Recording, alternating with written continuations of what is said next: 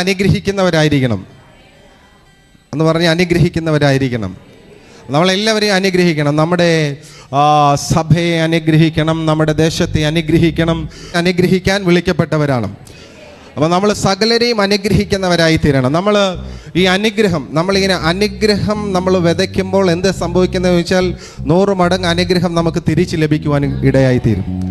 അമേൻ. അതൊരു വിതയാണ്. അമേൻ. അപ്പോൾ നമ്മൾ എന്ത് ചെയ്യണം? നമ്മൾ അനുഗ്രഹത്തെ എന്ത് ചെയ്യണം? വിതച്ചുകൊണ്ടിരിക്കണം. അടുത്തിരിക്കുന്ന വ്യക്തിയെ നമ്മൾ അനുഗ്രഹിക്കുമ്പോൾ ആ വ്യക്തി നമുക്കൊരു അനുഗ്രഹമായി മാറിക്കൊണ്ടിരിക്കും.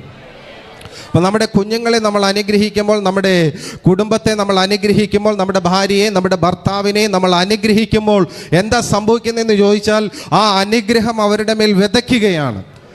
അപ്പോൾ ആ വിതയ്ക്കപ്പെടുന്ന അനുഗ്രഹം എന്ത് ചെയ്യാൻ തുടങ്ങും?